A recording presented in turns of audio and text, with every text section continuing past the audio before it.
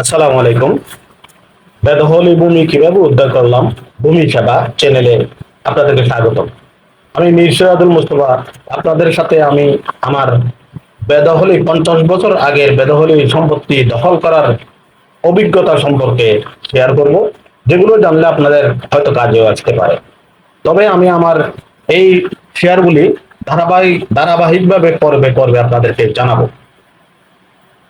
তো আপাতত আপনারা এমন কিছু আহ, ধারণা নিয়ে নিন যেগুলি সনাতন পদ্ধতির আনাগন্ডা খরার চিহ্ন সম্পর্কে ধারণা নিয়ে নেওয়াটা বেটার বলে আমি মনে করি। সেজন্য আপনাদের সাথে প্রথমে এটা নিয়ে আলোচনা করছি।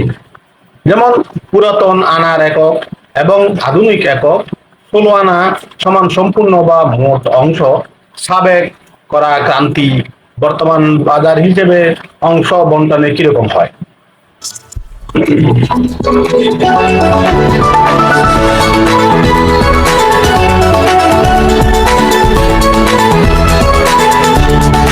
যেমন যেমন এক আনা এভাবে একটা বাঁকা চিহ্ন দিয়ে লিখতে হবে। চিহ্নগুলি শিখে নেবেন। 1 আনা সমান 62.50 অংশ। 2 আনা সমান 125 অংশ। 3 আনা সমান 187.50 অংশ। 4 আনা সমান 250 অংশ। 5 আনা সমান 312.50 অংশ। 6 আনা সমান 375 অংশ। 7 আনা সমান 437.50 অংশ। 8 আনা সমান 500 অংশ। 9 আনা সমান 562.50 অংশ।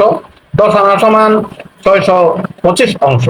11 আনা সমান 687.50 অংশ। 12 আনা সমান 750 অংশ।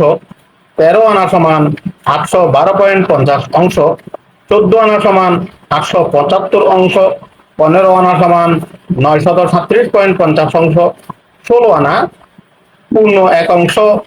1000 সমান 1000 অংশ বা 16 আনা, যেটা একের নিচে একটা টান দিয়ে বোঝানো হয়। সুতরাং আপনারা চিহ্নগুলি ভালো মতো একটু দেখে নিলে আনাগন্ডা খরা খতিয়ানের অংশগুলি বের করতে পারবেন। তখন আপনাদের জন্য আরো সুবিধা হয়ে আসবে ইনশাল্লাহ।